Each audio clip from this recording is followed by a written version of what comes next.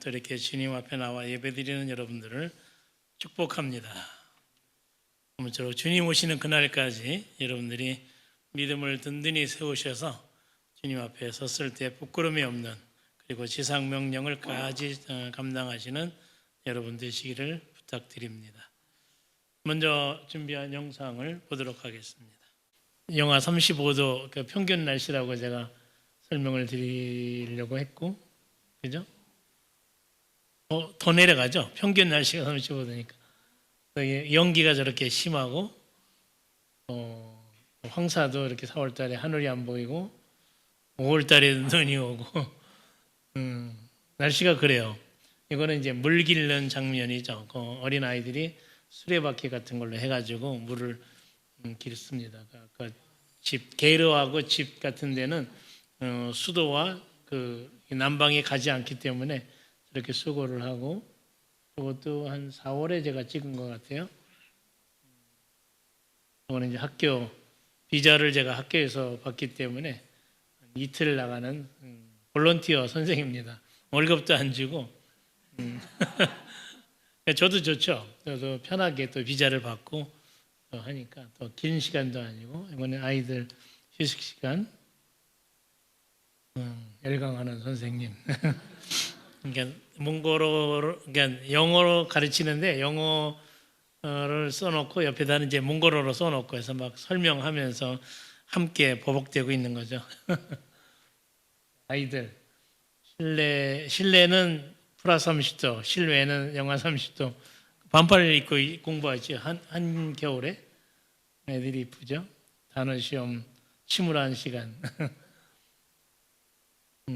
수업 마치면 이렇게 또 활기발랄하게 사진도 찍고 또 간식도 주고 너무 좋아요. 그죠? 전통복인데 학교에서 행사가 있으면 전통복을 입고 와서 이제 행사하고 또 이렇게 또 수업하고, 이렇게 아이들 전통춤. 이것도 수업 장면이고, 그는 교장 선생님인데 장학금을 1년에 2차례씩 주는 그러한, 많지는 않지만 설교 지방교회 순회사역, 그 안에도 이제 계륵교회에서 간증 설교하고, 성탄절 전후에 이제 설교하는 거, 지방교회 한 20km 떨어진 곳에 싱글맘 그룹이 있는데 거기에 아이들 학용품하고 옷 잔뜩 또 갖다 주는 일을 하고 있습니다. 계륵교회가 전반적으로 몽골에 평균 한 10명, 15명이 거의 다 그래요. 평균적으로. 연약하다는 그런 뜻이죠.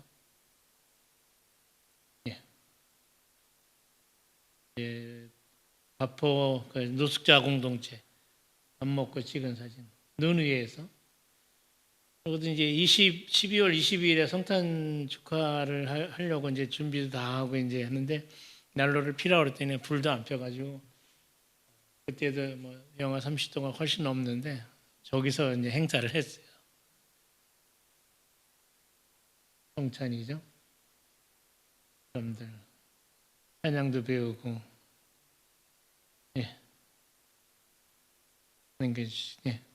제가 이제 직접 사다가, 아까도 다음에도 뭐 그림 나오겠지만 쇼핑해서 밤새 요리해서 가서 이제 물 붓고 끓여주는 그 옆에서, 그러면 좋아하죠. 제가 또 이제 날라다 주고 또 기도도 해주고, 이제 명절 1월 달에 1월 음력을 세죠. 그때 이제 밀가루 뭐 이런 여러 가지 많이 그 한인 그 사업자들에게 요청을 해서 저런 물건을 1년에 한 2번 받아서 나눠주는 일을 하고 있어요. 그것도 이제 환자들이잖아요. 뭐 술 중독에 뭐 다 병든 사람들이라 의사들을 좀 이렇게 해서 치료하고 있습니다. 이제 가을에 햇살이 좋아서 게르 바깥에서 식사하고, 이거는 제 아내가 쇼핑센터 고깃집에 사진 찍었어요.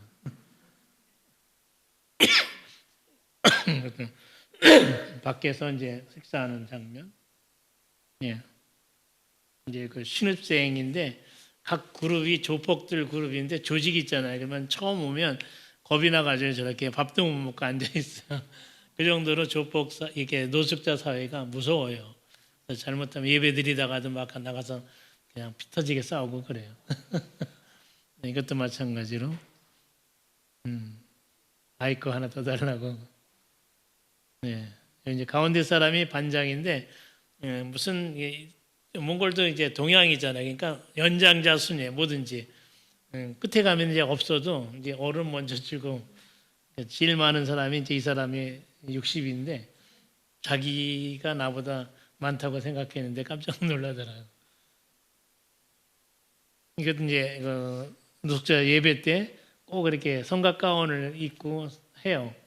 이렇게 그걸 아주 하나의 낙으로 삼는 것 같아요. 음,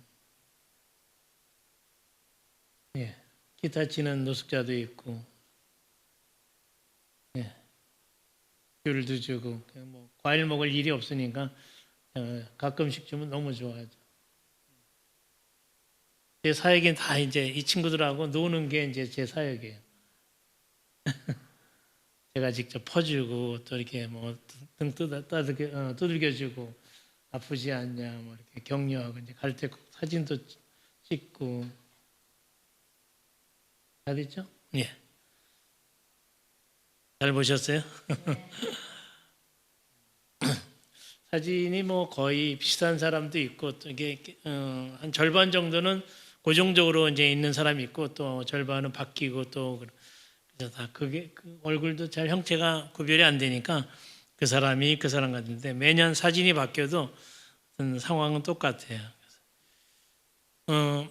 몽골의 사회적 분위기를 간단히 말씀드리면 지금 아직도 러시아 우크라이나 전쟁이 요즘은 어떻게 잘 보도도 안 되고 잘 어떻게 되는지 또 관심도 없고 그러는데 그러한 아직도 계속되는 상황 가운데 가장 피해를 많이 보는 국가는 몽골입니다. 왜냐하면 아래는 중국 국경이고 위에는 러시아에 대해서 껴 있잖아요. 그러니까 모든 생산품이나 먹거리나 중국에서 많이 오는데 또 중국도 지금 뭐 요즘만 아니라 계속적으로 어려워지는 상황이고 그래서 몽골은 먹을 것이 없어요. 뭐 이렇게 이제 계속 설명을 드리겠지만 그렇게 어렵습니다. 그래서 운명적 공동체 뭐 관계를 가져도 러시아나 중국을 배제하고는 몽골이 살아갈 방법이 전혀 없는 그런 나라입니다. 그래서 지금 전쟁으로 인해서 또 기후 변화로 인해서 갈수록 몽골 사람들은 사는 게 아니에요. 너무나 힘들어요. 제가 이렇게 봐도 그렇고 뭐 노숙자들이 있지만 그 사람들과 별 차이 없이 그렇게 살아가는 사람이 절반 이상 되는 것 같아요. 갈수록 계속 떨어지는 거예요. 삶의 질이. 지난 11월 말부터는 전기가 안 들어오는 거예요. 전기가 안 들어와. 막 그래서 하루에 서너 시간 제한적으로 이제 전기가 들어오고 뭐 그거는 참을 수 있죠. 뭐 냉장고 다 이제 냉동고 녹아서 녹은 거 먹으면 되는데 뭐 인터넷도 안 되고. 근데 이제 차 안을 기름도 없는 거예요. 그래서 러시아에서 이제 몽골에 유전이 있어서 그거를 러시아에 가져가서 재련을 해서 다시 오는 그런 시스템인데 러시아에서 기차에다가 이렇게 쭉 다 실어놓고 안 보내는 거예요. 출발을 안 해. 그래서 이 이유가 뭐냐면 작년만 해도 그 몽골이 서방 국가 30개 이상 한 35 나라들과 교류를 활발하게 했어요. 주로 이제 민주적인 상황이죠. 그러다 보니까 이제 러시아와 중국이 보복 조치로 그걸 안 주는 거예요. 먹을 것도 안 주고 기름도 안 주고 그래서 차들마다 5리터밖에 안 주는 거예요. 5리터 가지고 몇 킬로 얼마나 가요? 더군다나 몽골은 막혀가지고 5km를 제가 학교를 가는데 5km를 2시간 차로다 가면 2시간이고 걸어가면 50분이에요. 그러한 상황이에요. 그러니까 주유소도 문 닫고 주유소마다 쭉 1km 이상 차들이 서 있다가 5리터 받고 또 다른 데 가서 또 받고 하니까 교통이 뭐 말로 표현을 못 하죠. 그러한 상황입니다. 심지어는 시장에 가도 고기도 다 떨어졌고 또 달걀조차 없고 야채도 못 먹고 참 제가 그렇게 어려운 상황에서 이렇게 살이 포동포동 찐 게 좀 이상하죠. 은혜의 살입니다. 그 사진 하나 더 보여주실래요? 지오드라는 말 혹시 들어보셨나요? 지오드라는 말은 그 겨울 폭풍 재앙이라는 말이에요. 그래서 지금 이게 눈이 막 그 사막인데 거기서 이렇게 눈이 많이 와서 또 이렇게 어디 축사도 없고 그래요. 그냥 얼어 죽으면 죽고 이제 그런데 또 참 이렇게 많이 죽었어요. 얼마나 많이 죽었냐면 통계가 뉴스에 850만 마리가 죽었다는 거예요. 그러니까 이게 이 농부의 마음이 얼마나 아프겠어요. 고기도 잘 안 들어오는데 저렇게 많이 죽어서 좀 고기값이 뭐 이제 천정부지 2배, 3배 막 올라서 몽골 사람들은 야채도 없지만 안 먹고 또 고기만 먹는데 좀 먹을 것이 너무나 힘든 그러한 상황입니다. 그래서 제가 처음 몽골에 갔을 때 2010년도에 그때는 지금보다 더 그러니까 얼마나 춥냐면 지난 1월에는 영하 41도, 45도 그렇게 내려갔거든요. 그러니까 제가 15년 전에는 더 내려갔어요. 그래서 그때는 수천만 마리가 죽었다 이제 그런 상황인데 죽은 고기는 먹을 수도 없잖아요. 그냥 싸놓고 사막에다 싸놓고 독수리나 이런 올빼미들이 파먹고 있는 그런 상황이고 그런 걸 많이 보게 됩니다. 참 안타깝죠. 너무 추우니까 자동차도 다 그냥 얼어 터지더라고요. 제 차도 다 얼어 터지고 유리도 다 앞에 그냥 깨져버리고 뭐 도로가 다 이렇게 계속 눈이 오니까 얼고 해서 깰 수도 없어요. 계속 뭐 너무 추우니까 깨긴 깨는데 깨지도 못하고 거의 한 3, 4월부터 이제 이렇게 뭐 쇠로다 깨는데 그러한 상황입니다. 그래서 몽골 사람들이 이 나라 뭐 도저히 못 살겠다. 나가자. 그래가지고 작년에도 뭐 수천 명 이상 왔죠. 몽골에. 몽골 사람들이 시드니에. 그 뭐 여기만 아니라 또 뭐 유럽이나 미국이나 뭐 하여튼 갈 수 있을 장소는 다 가고 한국도 그렇게 좋아해서 가는데 한국도 몽골에서는 한 달에 2천 명 제한해요. 그래서 2천 명밖에 못 가니까 또 이제 다른 나라도 가고 여기 와 있는 몽골 친구들 작년에도 한 제가 아는 사람들만 한 20여 명 왔어요. 그래서 지금도 돌보고 있고 이번에도 뭐 아기 난다, 뭐 이사한다 해서 가봤는데 주로 이제 비즈니스 칼리지 다니면서 일하면서 그렇게 있다 보니까 호주 정부에서 그걸 막아버렸잖아요. 그래서 비자도 안 나오고 또 그러한 사람들이 뭐 네팔이나 몽골이나 이게 그런 사람들이 많아서 자꾸 이제는 내보내는 상황입니다. 그래서 있는 사람도 지금 어떻게 할까 고민하고 있고 또 일자리도 없고 관광 비자니까 또 한국 사람들도 일 안 주고 대체로 몽골 사람들이 한국 사람들 밑에서 일을 해요. 이삿짐 센터, 뭐 고깃집, 뭐 하여튼 그런 어려운 일들을 많이 하고 있습니다. 그래서 하여튼 지금도 많이 빠져나가고 있는데 앞으로는 점점 더 할 것 같아요. 그러니까 해외에 나가 있는 몽골 디아스포라가 인구는 현재 한 330만 되는데 나가 있는 사람이 1,500만 정도 된다는 그 기사가 있습니다. 앞으로는 더 심해지고 계속적으로 이제 이 정부의 지도자들이 국민들을 생각하고 어떻게 우리나라를 잘 살려보자 국민들의 뭐 이렇게 좀 그런 것을 발전시키자는 그러한 생각이 전혀 없어 보여요.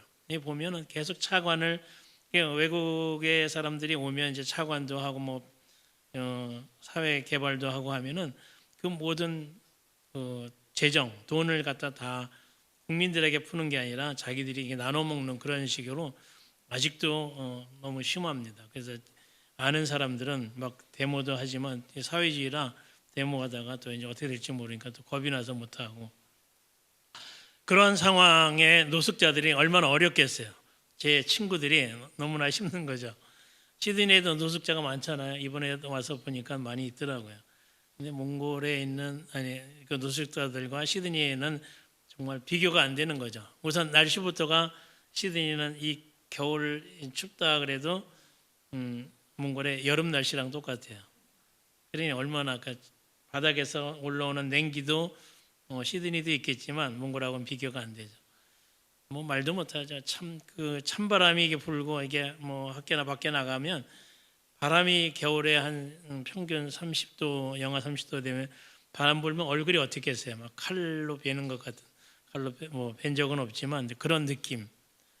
뭐 표현을 못하죠. 막 손발이 다 얼고 학교 가서 얼어서 한참 동안 이제 몸을 녹이고 수업하고 그러는데 노숙자들은 참 그렇습니다. 그래서 뭐 맨홀도 점점 이제 좁아들고 사람 살 그 노숙자들이 살 만한 환경이 점점 없어지고 있어요.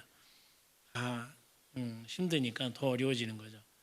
먹는 것도 일반 사람도 어려운데 이 노숙자들은 굶는 날이 더 많아요. 먹는 날보다 굶는 날이 많아요. 물을 수도꼭지가 있으면 물이라도 먹는데 물도 못 먹고 그냥 너무 배고파서 배고프다 말도 못하고 아파도 악소리 한번 못하는 그러한 참 불쌍한 노숙자들인데 제가 이제 음식을 주면 너무 무섭게 먹어요. 막 서너 그릇씩 막 퍼먹으면 저렇게 먹고 살 수 있을까 할 정도로 그런데 그래서 천천히 먹으라고 이제 얘기도 하는데 그 다 먹고 이제 또 비닐봉지나 페트병 큰 거를 또 가져와서 싸가기도 합니다. 그래서 제가 일부러 이제 많이 하죠. 그러한 상황이죠. 그래서 이제 노숙자들을 이렇게 제가 밥을 줄 때마다 또 모여서 앞에서 뭐 제가 설교 반 뭐 이렇게 좋은 용기 있는 말 설교하다 또 걸리면 또 쫓겨나고 막 그러니까 이제 용기를 주는 말을 많이 하죠. 이게 보면 얼굴을 제대로 제가 바라볼 수가 없어요. 그냥 물론 이제 술 먹고 조는 사람도 있지만 너무 얼굴이 불쌍하고 가련하고 어떻게 저렇게 비참하게 인생을 살 수 있을까? 제 마음이 너무 아파서 참 앞에 서서 뭐 말하기가 어렵더라고요. 그러한 상황인데 지난 3월에 가깝게 지내는 한인 선교사가 있는데 그 합동 측 선교사인데 호스피스 병원을 운영하고 있어요. 굉장히 큰 일을 하는 건데 제가 한 12년 전에 거기서 1년 반 임시 목회도 한 적이 있는데 그 교회에 노숙자들이 이렇게 하나씩 둘씩 온다는 거예요. 처음에는 그렇게 얘기하다가 나중에는 10명이 넘게 오는 거예요.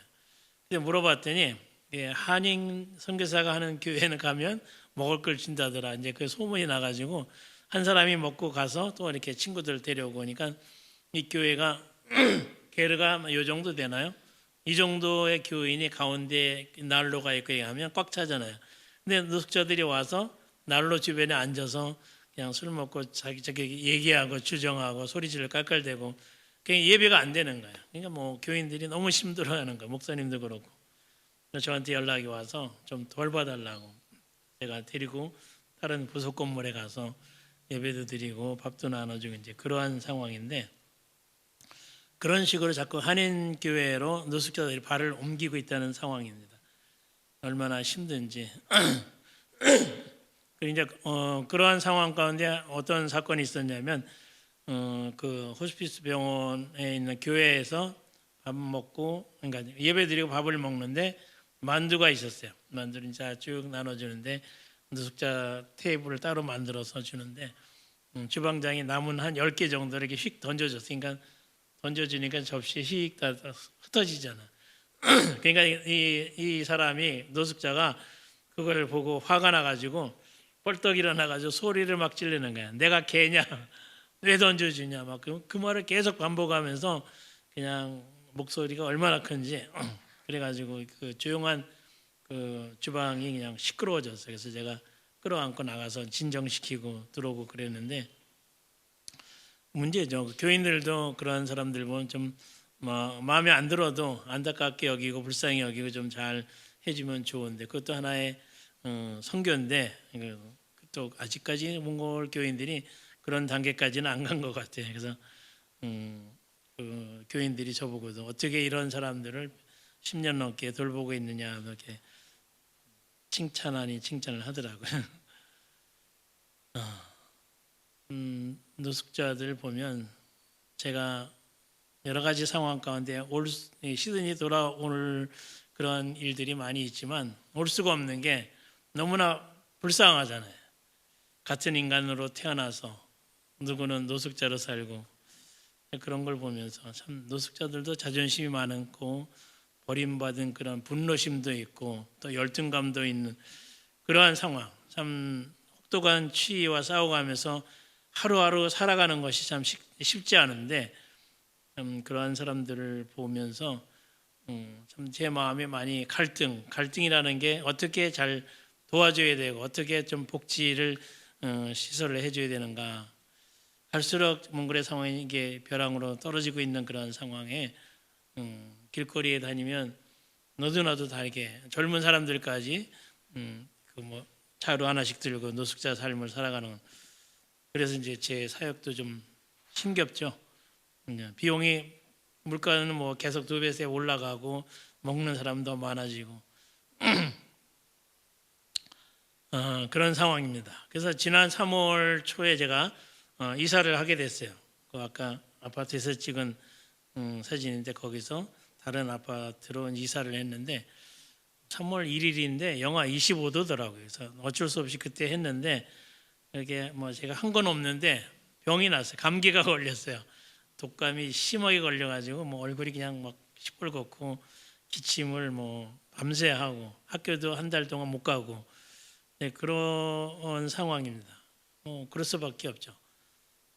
그러다가 이제 4월 초에 너무 기침하다가 잠도 못 자고 하다가 밖에 나가다가 그냥 쓰러진 거예요. 그래가지고 왜 그런가 가슴이 너무 아파서 해가지고 친구 선교사한테 전화를 억지로 해가지고 이제 병원에 갔더니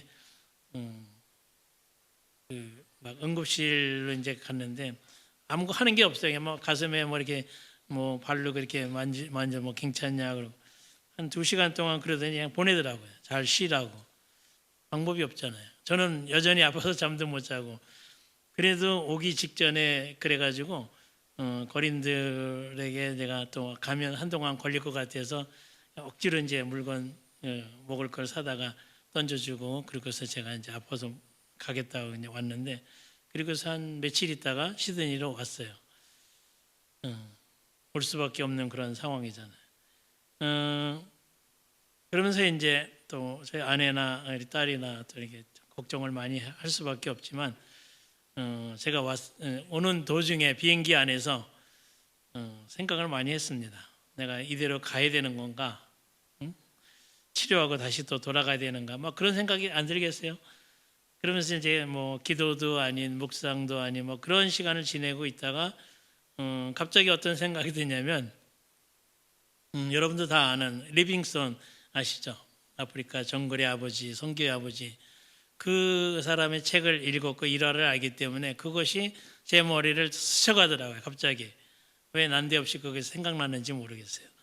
그러면서 이제 여러분 아시는 것처럼 그 리빙스턴이 정글을 다니면서 복음을 증거하다가 사자한테 어깨를 물렸잖아요. 그래서 어깨가 덜렁덜렁하고 그 이제 같이 있던 그 원주민들이 저 선생님은 이제 곧 죽을 거다. 그러면서 옹성거리고 있는 그 시간에 리빙스턴이 뭐라고 그런지 여러분 다 아시죠?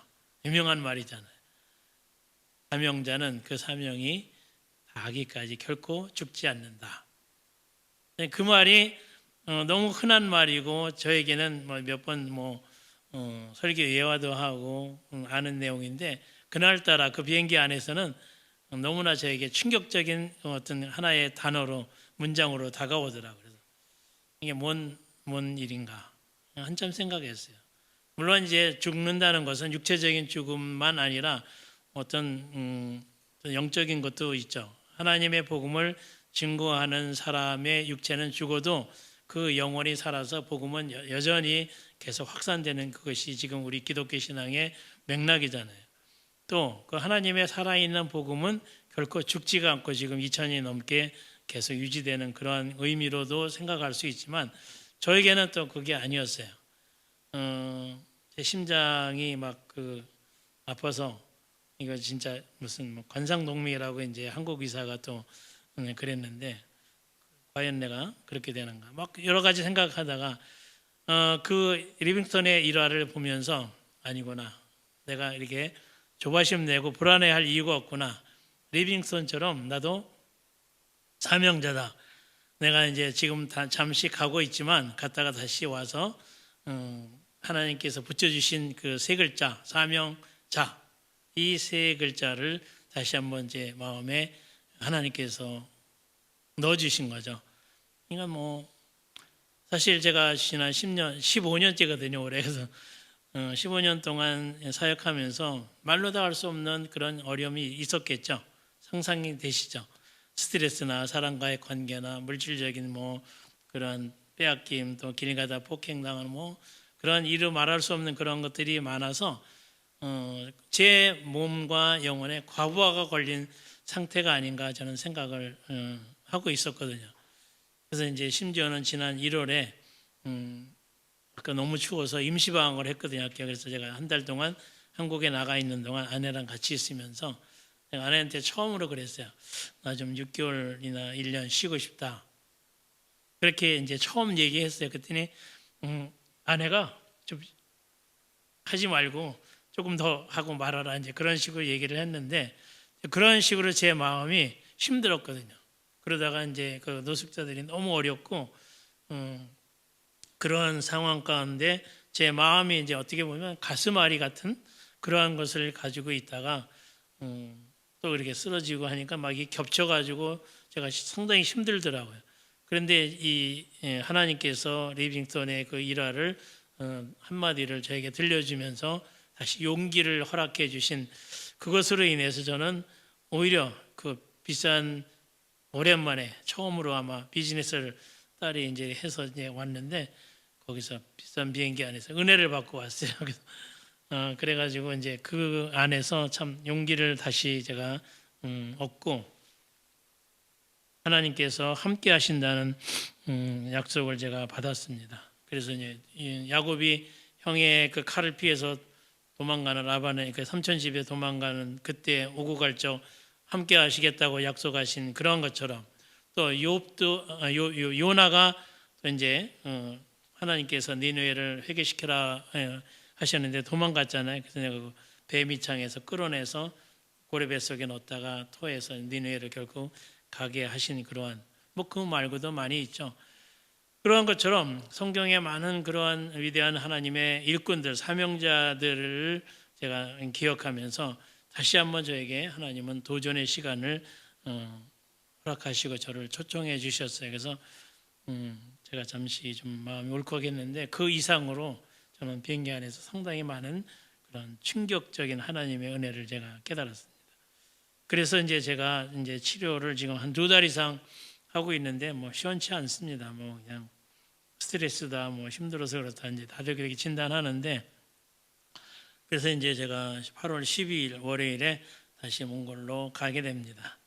이제 한국에서 잠시 대기하고 있으면서 이제 비자를 제가 이제 신청을 해놨는데 또 감사하게도 몽골 교장 선생님이 다시 이제 비자 사인을 해서 지금 한국에 와 있는 그러한 상황이라 아주 가벼운 마음으로 제가 가게 됩니다. 그래서 이제 가면 이제까지 제가 힘들고 어려운 상황 가운데서 참 억지로 했다고 하면 이제는 마음을 좀 바꿔서 새로운 마음으로 하나님 주신 도전을 가지고 더 많이 더 열심히 참 사람들이 나를 배반해도 나에게 어떠한 상황에 어렵게 할지라도 저는 조금 더 두려워하지 않고 어떤 추위나 아픔이 있으면 물론 치료해야겠지만 그런 상황 가운데서도 이전보다 더 사람들을 섬기고 또 뭐 복음을 또 이게 교회마다 다니면서 증거하고 그러한 새로운 다짐이 저에게 꽉 들어차 있습니다.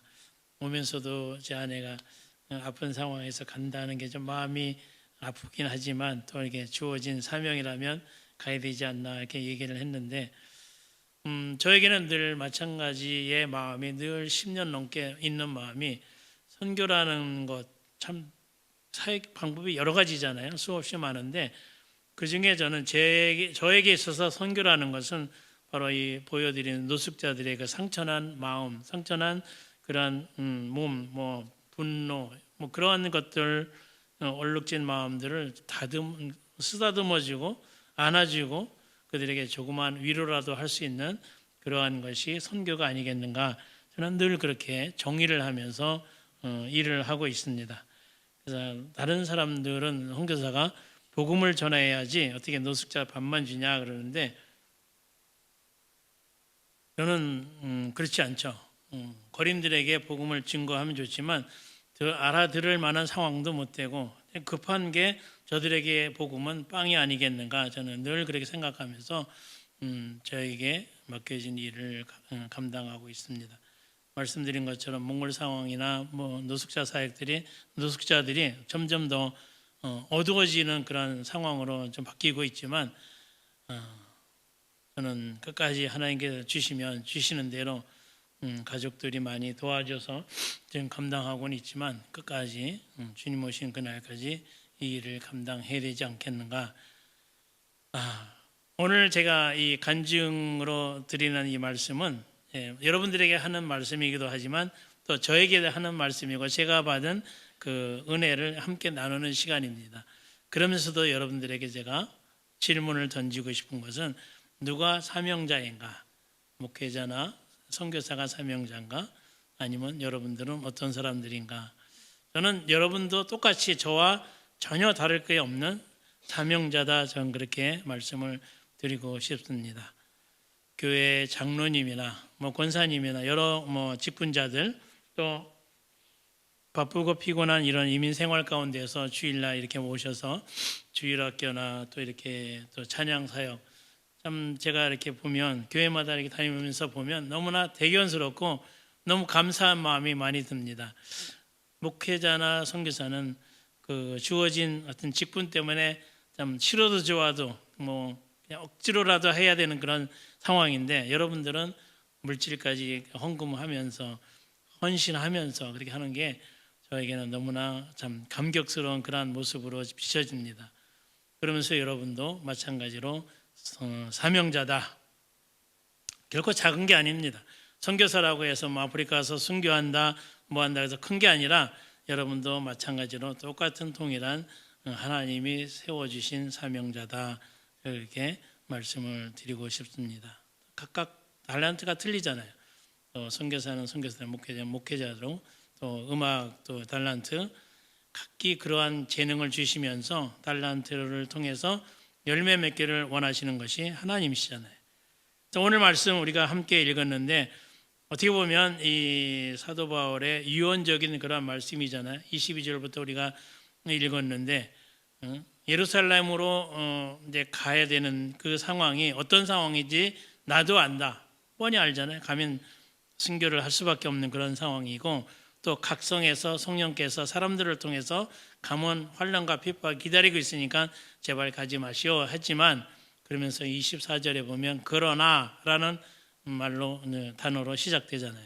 그러한 상황이 있을지라도 그러나 나는 내게 하나님께서 나에게 주신 사명 은혜의 복음을 증거하는 일 그것이 내게 사명인데 그것을 전하는 것은 내 목숨보다 더 귀한 일이다. 죽는 것이 결코 두렵지 않다. 그런 말씀으로 우리가 해석할 수 있습니다. 그러니까 우리의 생각과는 좀 많이 다르잖아요. 제가 조금 아프다고 해서 겁이 나서 뭐 이렇게 그러한 상황 우리 또 교인들도 다 그렇잖아요. 어떤 상황이 어려워지면 죽음이나 뭐 병이 들면 사명에 대한 것도 많이 흐려지는데 사도 바울은 우리와 많은 차원이 다른 그러한 신앙의 모습을 오늘 말씀을 통해 우리가 볼 수 있습니다. 그러니까 사명 우선순위, 우선주의로 나가는 것을 보면서 제가 또한 도전을 받아서 다시 이 본문으로 말씀을 드리는 거죠. 성경에는 사명을 귀한 것을 아는 그러한 하나님의 일꾼들이 굉장히 많잖아요. 일일이 뭐 다 어떻게 우리가 말씀을 드릴 수 없지만 세례 요한, 스데반, 또 야고보나 베드로 다 신약 성경반에도 구약 성경에도 그렇고 또 한국 교회 초대교회의 성도들도 그랬고 또 지금도 많이 있겠죠. 그러한 기름 가마에 튀겨지고 이게 다 온몸이 찢겨지고 하는 그러한 상황 가운데서도 자기의 사명을 잃지 않은 그러한 순교의 피를 통해서 오늘 우리가 이렇게 믿음을 갖고 하나님 앞에 살아가고 있다. 그러면서 이제 사도 바울을 보면 너무나도 위대한 사명자다라는 것을 다시 한번 깨닫게 됩니다. 두말할 필요 없이 가장 큰 사명자는 예수님이죠. 우리의 모든 죄를 구속하시기 위해서 직접 하늘에서 내려오셔서 십자가에 죽으시고 피 흘리신 그 사명자, 예수님의 그 사명자의 사명을 우리가 다 부여받고 살아가고 있는 저희들입니다. 여러분도 마찬가지로 이 이민교회에서 교회를 세우시고 또 앞으로도 열심으로 지금 이게 헌신하는 그러한 모습, 그러면서도 부탁드리고 싶은 것은 지금보다 1도만 1도, 2도만 더 높여서 하나님을 더 열정적으로 사랑하시고 이웃을 돌아보시고 교회를 위해서 더 아낌없이 헌신하는 여러분 되시기를 제가 이 자리에서 부탁을 드립니다. 왜냐하면 우리가 이렇게 수고하다가 결국에는 주님 앞에 서잖아요. 설 때 우리가 부끄러움이 없어야죠. 물론 부끄러움이 없는 사람은 하나도 없겠죠. 그러나 최선을 다했을 때 참 착하고 충성된 종아, 내가 너에게 10고을 맡기겠다, 뭐 그런 상급을 받을 수 있다면, 물론 저도 그런 보상을 바라보고 하는 건 아니지만 최소한 구원받은 자로서 주신 사명자로서 부끄러움이 없는 사람이, 그 부끄러움이라는 단어가 자꾸 제 마음에 걸립니다. 얼마나 많은 부끄러움이 있는데 그렇게 말을 할 수 있을까. 그러면서 저나 여러분에게 같이 부탁드리고 싶은 것은 직분에 국한된 사명자가 되지 말자 하는 이야기입니다. 선교사라는 직분, 목회자라는 직분, 또 여러분에게도 맡겨진 그런 직분이 아니라 직분을 초월해서 그 직분을 벗어버리고 하나님의 구원받은 그런 백성으로서 우리에게 하나님께 주신 그 사명, 그것을 갖고 살아갈 때, 그것이 우리의 목표가 될 때 우리는 행복한 삶을 살아갈 수가 있는 거죠. 여러분들이 교회를 봉사하면서 보람이 하나씩 생길 때마다 여러분의 삶이 피곤하지만 일주일의 삶이 힘이 되잖아요. 그러지 않아요? 행복하잖아요. 그런 것처럼 하나님께서 여러분에게 많은 것들을 주셨잖아요. 사실 시드니 오면 뭐 이런 자연 환경이나 그거는 뭐 두말할 것도 없지, 우리에게 주신 그것들 가지고 있는, 누리고 있는 게 너무 많잖아요. 몽골 사람들에 비해서, 몽골에 있는 노숙자들에 비하면 뭐 상상이 안 되죠. 특별한 재능, 물질, 뭐 이런 지혜나 지식 같은 거 다 하나님의 선물이잖아요. 은혜죠. 내 것이라고는 아무것도 없어요. 내 것이라고 말하면 그것은 교만이죠. 그것이 다 하나님의 것이라는 것을 인식하지 못하면 교만이라는 사실을 기억하시고, 교회를 위해서, 하나님 나라를 위해서, 내 주변에 있는 그 어려운 자들을 위해서 나에게 주신 그 사명을 감당할 때 하나님은 얼마나 기뻐하시고 감동하실까. 그러면서 이제까지 나는 하나님의 일꾼으로, 사명자로 어떻게 살아왔는가, 앞으로 어떻게 살 것인가 한번 질문을 하시면서 매 순간마다 고민하시면서 새롭게 결단하는 하나님의 종들, 하나님의 사명자들 다 되시기를